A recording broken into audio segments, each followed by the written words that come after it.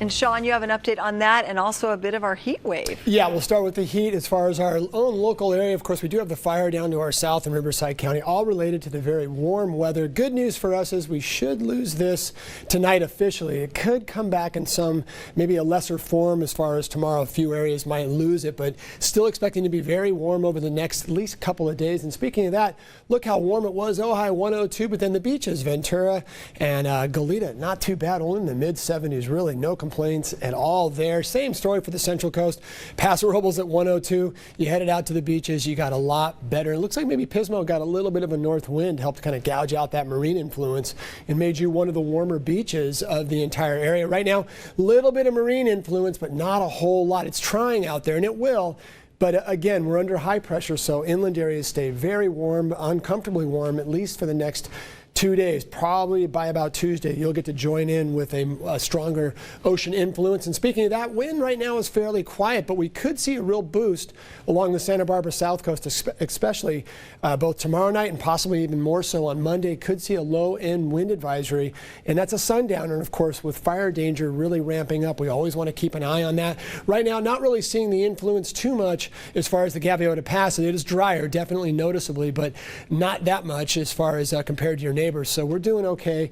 But again, the next couple of nights, we may have to watch that closely. Now, getting into the tropics, our own little tropical areas right now are fairly quiet, although there's a little buildup right here. We don't see anything in the eastern Pacific, but as we head over to the Atlantic, it is really busy. There is ISAIAS right there, but we're also going to watch an area of disturbance just a little farther to the east, and also off the coast of Africa. It is really busy in the ITCZ, which is basically the nursery where these things are formed. And interesting, because they're so busy over there, we're a little quiet on the eastern Pacific. Could be a little foretelling of a La Nina pattern for next year's winter. Now, I'm going to get out of the way. There's a lot to see there, but a big area of high pressure drives these systems into North America. The position of that, plus the fact that we get little systems running across North America, can determine where and if we get hit on the East Coast. Two scenarios. One is that it's going to take a glancing blow, which is what it looks like it's doing right now.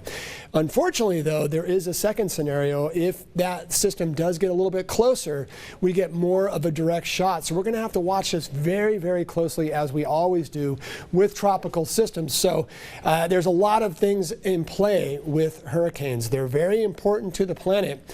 But unfortunately, whoever gets them on the chops as far as takes a blunt hit, especially this area right here and then up into the Carolinas, can obviously get a lot of damage. Now for us, big area of high pressure has moved all the way to the west coast, and that's why we are seeing such a limited amount of coastal influence. It's still there, as I showed you with the current conditions, but it's not much felt once you get about maybe a few blocks, literally a couple of miles inland, and you basically lose that free air conditioning. Good news is this sagging area of low pressure right here, which is aptly blue, is expected to bring in a stronger sea breeze, more influence. It's an area of low pressure. It will dip toward the west coast, and we'll go back to what we've seen so much through July, which is a heavy marine layer, probably not until about the middle of next week. So as far as our weather maps, we'll go ahead and look at the marine layer the next couple of days. Central Coast, a little bit here and there south of Point Conception through Monday, but Monday we may see a stronger north flow, and everybody could see a lot of good clearing, which again, that north flow we have to watch closely, especially along the Santa Barbara South Coast for a developing sundown. And there's your wind potential the next couple of days, and look right there. That's where we get nervous when it starts to green up there and it goes into the yellow and maybe even a red. That means we could see those strong winds. So again, we're going to watch that closely. Temperature-wise, we'll go into those 90s and 100s inland again tomorrow. Beaches will definitely be the place to beat the heat. Monday, we don't expect to see much of a change. In fact, we might even warm a degree or two here and there along the coastal plains, but then by Tuesday, again, we should start to really drop those temperatures back to near normal and then even below. And there are your temperatures for your area tomorrow. Another warm one. Look at that. Boy, the computer likes the idea of a little north wind influence for some of our foothill areas. Hot inland beaches, much, much cooler. So that's why they were a little busy today. If you were at the coast today, you noticed probably hearing me saying to yourself, no duh on that one. It was definitely busy as far as traffic and a lot of people enjoying the little bit of wave energy. There was a building a west-northwest wind swell today, so at least the good news is we do have some surf out there, unlike the last several weeks.